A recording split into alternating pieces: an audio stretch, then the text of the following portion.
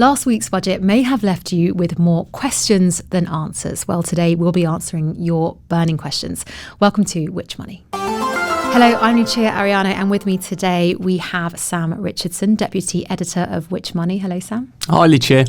And Emma Wall. Emma Wall is the Chief Investment Strategist at Hargreaves Lansdown. Hi, Emma. Hello. Well, thank you both for joining us today. I mean, how was the budget for both of you to start with? Was it what you were expecting? Logistically, it was quite a lot because I was sort of pinging all over the country to meet with clients and fulfill kind of broadcast opportunities. I'd say the budget itself, I don't think I'd go as far as saying it was a damp squib, but the markets were certainly sanguine in the way that they reacted. So there were no rabbit out of the hat policies. There were big ones anyway. And obviously the major manifesto pledges not to change those kind of top 3-4 taxes were upheld, but there were certainly some things which were unexpected, such as change the tax relief on VCT. We expected the cash ISA limit to be changed, but we weren't sure exactly to what limit, and the fact that, there were changes for different age groups, for example. And although it was rumoured that income tax thresholds were going to be frozen, we didn't know until when. So there were certainly still some surprises, but as I said, the market reaction was pretty positive initially. Yeah, I think from my point of view, the cash ISA cut was expected, but there's just so many knock-on effects, and it's going to take almost 2 years to kick in. Same with savings tax as well. So it's just left us with loads and loads of questions, and perhaps a little bit of a distraction for people and how they arrange their finances when something's quite far away, and there's always the possibility that some of these policies will be changed or dropped entirely. Well, we'll be unpicking some of the things that you've already mentioned as we go through today's show. And last week, we also had a podcast on the budget and we answered your questions. And we asked for your questions and we were inundated. So thank you. We're going to get through as many of those as we can today. I should say we're not able to answer specific questions that relate to your specific circumstances, but the Which Money helpline is there for that. So do head to Which Money if you have any specific queries and for any personal questions. If you're not already a Which member, you can sign up for 25% off the usual price by clicking the link in the show notes. We'll get a link to that there. Okay, so shall we start then? Emma, this one's for you, I think. So Katie asks, does the limit apply to cash ISAs held in QMMFs on investment platforms? These are marketed as cash ISAs, for example, Trading 212, CMC Invest, Money Farm, but strictly speaking, these are government bonds. Emma, qualifying money market funds I've got here, that's what we're talking about. Are they government bonds? What are they? They are described as cash-like instruments, which is where the confusion comes in. But technically, yes, they are an investment. And they're quite often used for people within sort of tax-efficient and taxable investment accounts when they want to keep their powder dry, for example. They're holding some money to one side before entering the market or as part of a de-risking strategy. And they have been very attractive over recent years because they've been paying pretty attractive rates of interest as interest rates have been higher. We would always caveat that they are not cash. They are more risky than cash, as with any investment. And historically, there have been some occasions where money market funds have fallen in value, whereas cash obviously holds its value. The answer specifically to the question is we don't know yet. Mm-hmm. So there is a consultation in which the question of money market funds, as well as actually cash on platforms, so actual cash held on accounts, how that will be treated within the new cash ISA rules. So we will hope to be finding out in the next 6 months once the consultation is complete. And a little context to that question. What did happen to cash ISAs? How did they crop up in last week's budget? So currently the limit annually for an ISA, whether it's a stocks and shares ISA or whether it's a cash ISA, is £20,000 a year. What the Chancellor announced is, as part of the government's policy to encourage more people to invest, they will actually be capping the cash ISA limit at £12,000 a year. If you hold more than £12,000 in cash within that limit, then you will be taxed. Because obviously the attraction of a cash ISA is that you are not taxed on any capital gains or any income. So those changes will be coming into place from 2027. And I think so. QMMF, it's a bit of a mouthful. We haven't spoken about those before on the show. I mean, is there any advice you'd give there on, how to pick the right one, or just any advice at all really on those? Well, it's a fund, so as with any fund selection, it's very important to understand the provider. The large providers who have lots of liquidity, who are running large, money market funds, and therefore placing good deals within the market would always be our preference. You can find out about the government guidelines, or rather the Bank of England guidelines, on what liquidity you should look for within a money market fund, because there was a consultation online, but we'd always say go with one of the large and well-known providers. Now, sticking with savings, we've got a question here from John. So John asks, what rates of tax will someone pay, A, on their non-interest income, and B, on their interest income when the total of their non-interest income and interest income exceeds the higher rate threshold? I think there's a bit of confusion around this question, and I completely understand. There were a raft of policies that were announced last week. And the two which he's talking about here are the fact that income thresholds are going to be frozen. And that means the amount that you earn after which you pay a certain level of tax. Now, the government had said last year that they were actually going to lift the threshold freezes which had been in place from the Conservative government next year. This is no longer going to be the case, or rather next tax year from 2027. This is no longer going to be the case, and they're actually going to freeze these thresholds until 2031, or the end of the Parliament. So the threshold at which you pay the higher rate of tax remains the same. So there actually are no changes to that, because that's the point. And it's actually going to drag quite a lot of more people into paying tax. There was some statistic from the Liberal Democrats which suggested that actually freezing the thresholds until 2031 will take a further 2 million pensioners into paying tax. We've later had the news actually from the Chancellor that if your income is only state pension, you'll not be affected by that. You won't have to pay income tax. I digress. The point is the thresholds are frozen, and so therefore actually you pay the high rate of 40% on income within the higher tax band, which will remain the same after 2027, so no changes there. On the savings, there will be changes, because actually what was announced is there's an additional 2 percentage points added to the rate of tax that you pay on taxable income. And how much you can earn tax-free depends on your tax band. So can you outline the difference there? Yep. So everybody up to a certain point is entitled to a personal allowance, and that's income that you can earn before you are taxed.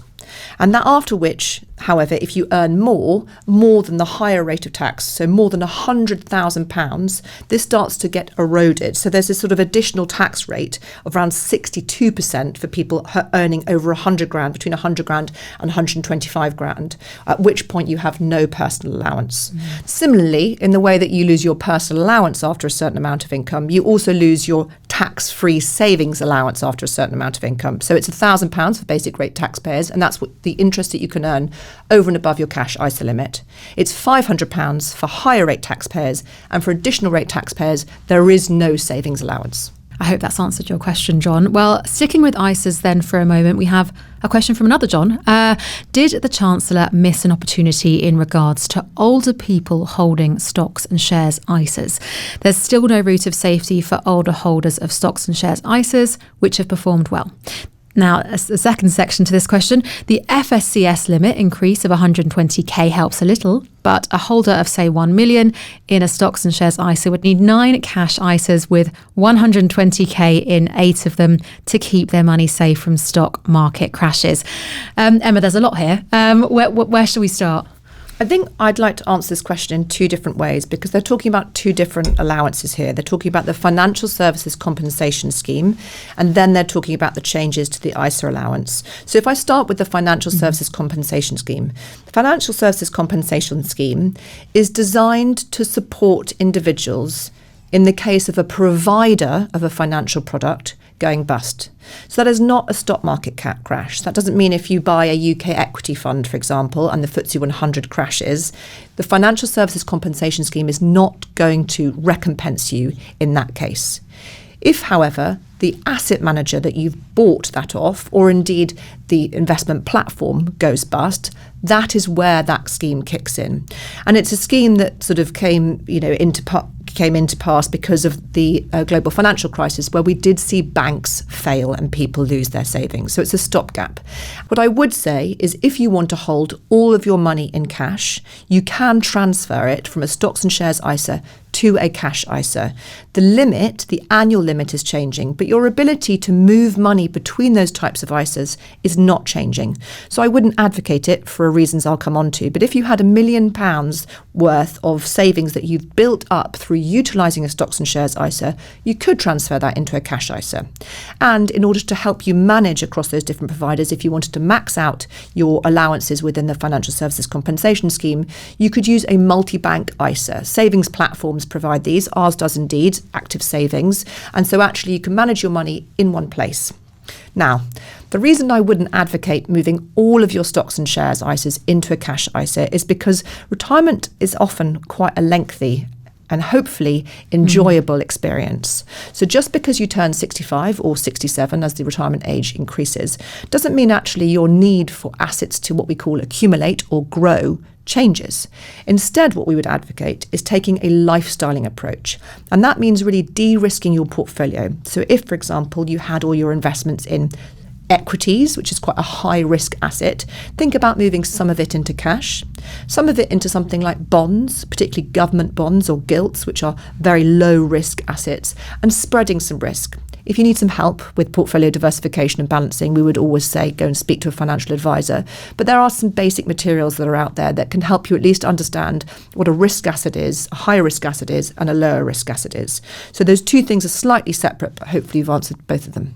Okay, well, let's move on now to property, or the realms of property. This one is for you, Sam. Sue asks, I am concerned about the tax that will be applied to houses over £2 million. The current value of my property is about 1.8, so it is close and I would find it difficult to pay extra tax. How will the value be calculated? Yeah, we've had so many questions about the mansion tax. Seems to really worry people. Let's go through the basics. It's only going to be in England as things stand, though the other devolved governments could look into this. It will only be introduced in April 2028. And we're still going to have a public consultation on what it will actually look like, which is meant to take place early next year. What they've already said is it will not be based on council tax bands. It doesn't matter if you're in, say, the very high bands at the moment, like H. What matters is a separate valuation that will be carried out by the Valuation Office Agency. I hope I've got that right. And they will do that to attempt to see what was the value of your house in 2026. It will put houses above the 2 million mark into 4 bands. And the actual mansion tax itself, the amount you pay, will be increased by inflation each year from 2029 to 30 onwards. And the thresholds will be reviewed every 5 years. I suppose just to talk to Sue's case directly here, if her house is valued at £1.8 million now, for it to get to £2 million would require over 10% growth in the space of a year, given it's the 2026 values that will matter. So hopefully it shouldn't be an issue for her. What's already been anticipated is loads of people appealing. You know, they'll say, okay, my house wasn't valued at £2 million very recently. Why have you suddenly put it into this bracket? How those appeals will be treated, we're still not sure about. People already can appeal about their council tax, and sometimes that gets changed. But I think I would say to Sue, you know, don't worry too much now, because that is quite a sizable gap, £200,000. But, you know, to keep an eye on the consultation next year and the actual rules that end up in place. And we have another question, actually, a few questions on this area, but this is a really interesting one that Ellen asks. I live in a leasehold flat, definitely well under 2 million, but my landlord owns the whole building, which consists of 3 separate flats. Would this property be subject to the new mansion tax? And if so, can the landlord pass part of the annual mansion tax on to me? Yeah, I saw this question and got temporarily terrified on behalf of leaseholders, which are very recently was one, because they often seem to get quite a raw deal. But in this case, we're quite confident that Ellen wouldn't be at risk. We're still waiting the Treasury's kind of reply on this one, but what we're quite sure of is that a property in this case is the flat, not the overall building it's in. It's the value of the flat itself that counts, not the value of the overall building. If you owned a flat that was worth over 2 million as a leaseholder, we believe that you would be the one to be on the hook. You were the one who owns it during your leaseholder property, even if you don't technically own the building or the land it's on. But in Ellen's case, the cost of the overall building isn't an issue. The fact it's all divided into flats all below 2 million hopefully means that none of them would be subject to mansion tax. That is a relief. Okay, another one from Susan here. Most councils are now doubling or more the council tax chargeable on second homes. Will they be able to double the mansion tax element too? So the short answer is no, and we did check this with the Treasury. What would happen is that a second home that was worth £2 million would pay its normal council tax, plus the second home premium on that amount, plus the mansion tax, which would add up to quite a bill. But I suppose if you own a second home worth than £2 million, you could hopefully afford it. One here from Anita, who asks, who is going to pay for the valuations of all properties in council tax bands F, G and H? So just to come back to my point that the high value tax, the mansion tax, isn't actually being applied by the council tax band you're in. So actually those council tax bands, we can put them to one side. It's the valuation office agency which will conduct the valuations of who ends up being in the mansion tax. They are part of central government. We've also seen a note that local authorities will be compensated by central government for the additional costs of administering the mansion tax. So it's not something that's likely to fall on homeowners. And one slightly different here, but Steve asks, does the landlord tax increase also apply to those who let properties for furnished holiday lets, including those whose properties are registered as a small business? So the answer to the first part, does it apply to furnished holiday lets, is yes. Those count as property income. That includes Airbnb. The question, if the property is registered as a small business, is no. We're pretty sure on that. Instead, that business would pay corporation tax. This is likely to accelerate the kind of movement of landlords into setting up small businesses to own their properties rather than drawing the income directly, as there's so many tax advantages to doing that now. And let's move on now then to inheritance tax. I have one here from Mary, who simply asks, is there any change to inheritance tax? And we had a similar one from Hassan, who asks, I have not heard anything about inheritance taxes like nil rate ban, residence nil rate ban, gifting, and the 7-year survival rules. God, every budget I search all the documents for mentions of inheritance tax. It's such a big concern for everyone, and very rarely seems to change. Look, the basic answer to this is no, there's not been any change to thresholds at which you start paying inheritance tax, which is the really crucial one, right? Less than 5% of deaths result in inheritance tax bill at the moment.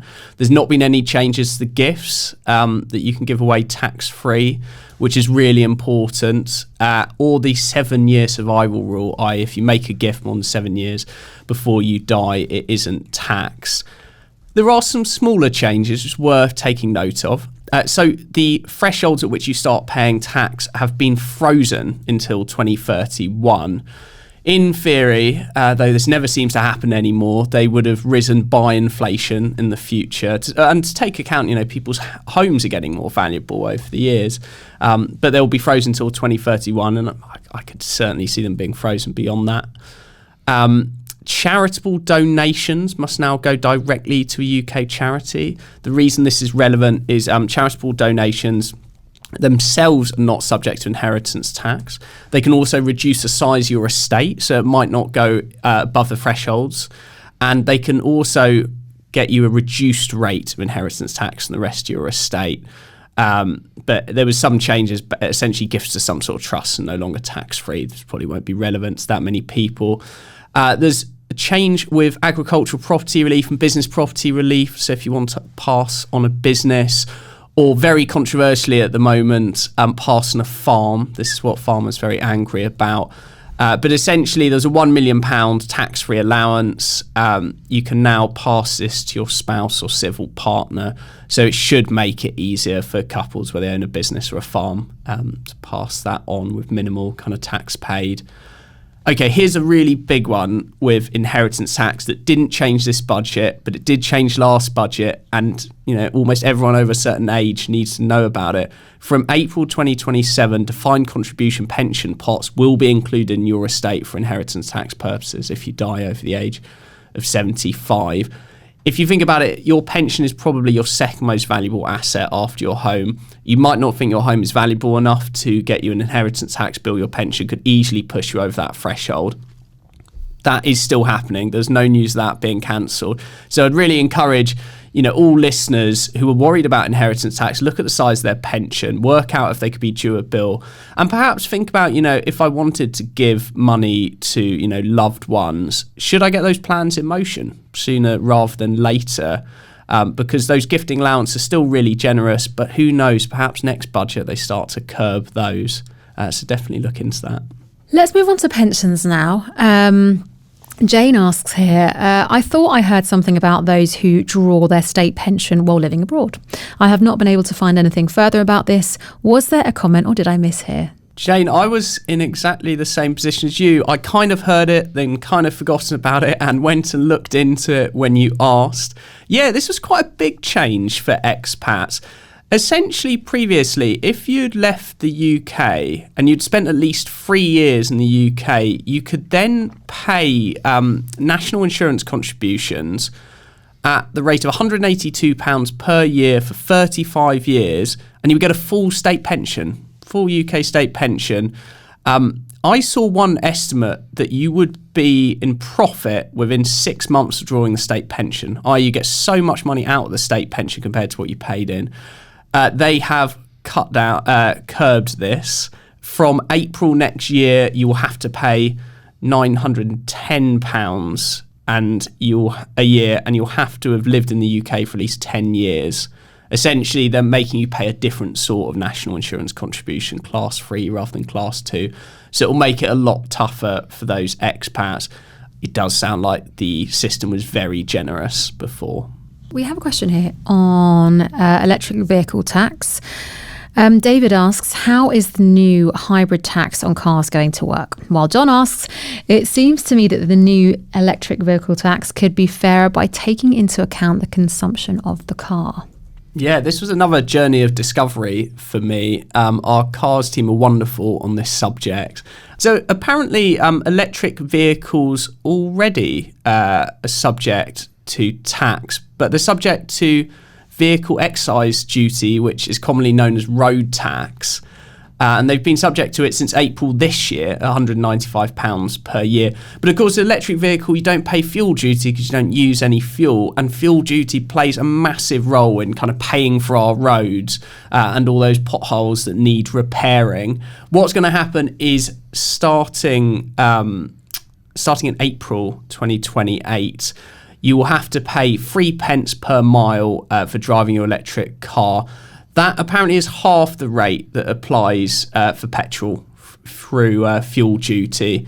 An EV driver accruing 8,000 miles a year would pay about £20 a month or £240 annually, compared to about £40 per month in fuel duty.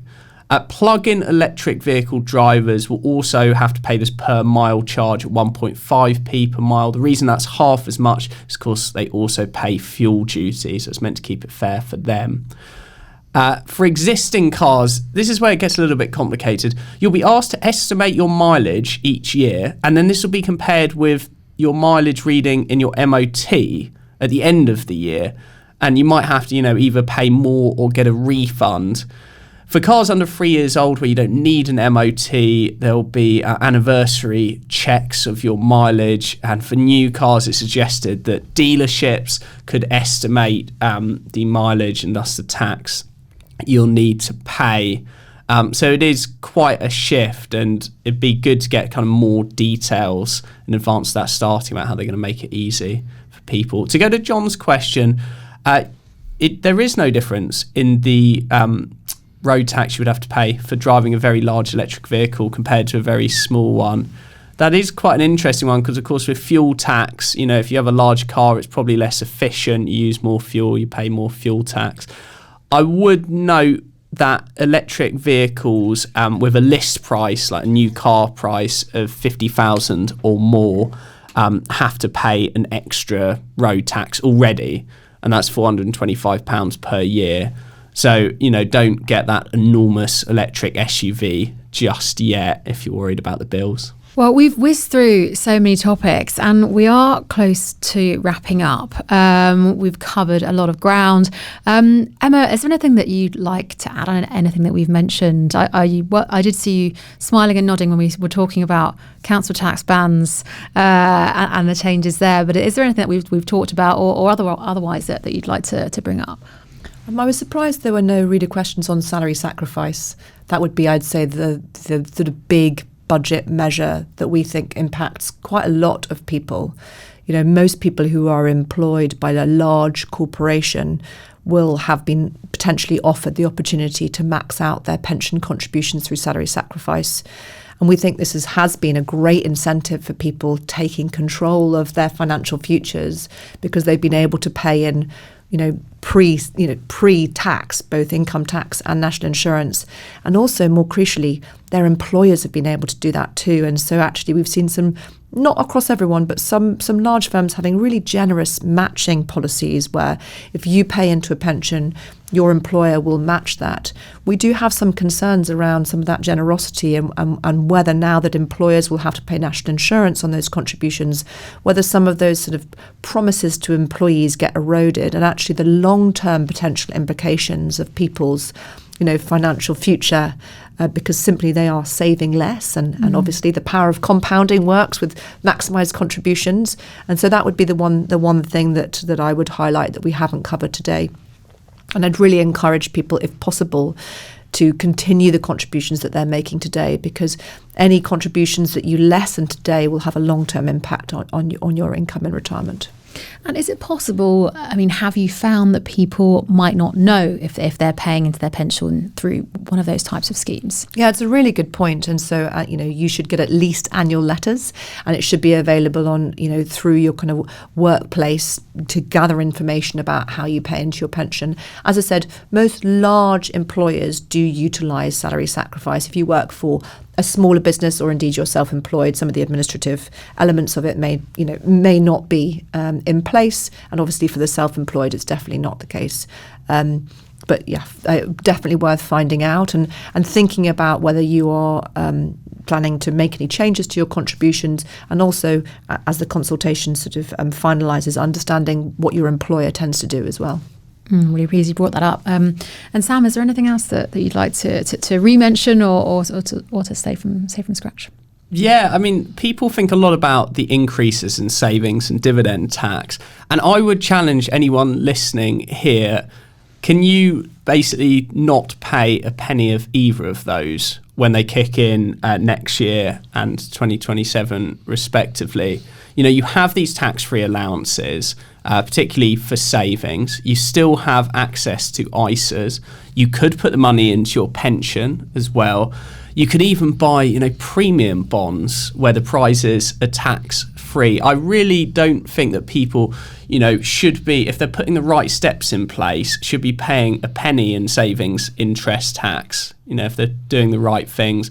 I think with dividends now and investments, if you aren't putting investments into an ISA or a pension, there's something really wrong there, because those are so important to kind of tax-proof yourself. Don't forget about capital gains tax when you eventually want to cash in your investments. You have, with dividend tax, you've got a couple of months to get, your ducks in a row. With the cash ISA and savings tax changes, that's not till April 2027. So, take this weekend, just look at your savings, look at your investments. It should be fine. You've got time to move the money. And it's a great point to end on, Sam. Is there anything you'd like to add to that, Emma? No, I wholeheartedly agree. These allowances are there to be used, and annually they use it or lose it, even without the government changing the allowances. If you don't use this year's tax allowance, you don't get to use it next. So I'd wholeheartedly agree. Well, thank you both so much for joining us today. Thank you. Thank you. Thanks for listening to this podcast from Which, the UK's consumer champion. You can find plenty more advice about what we discussed today in the show notes.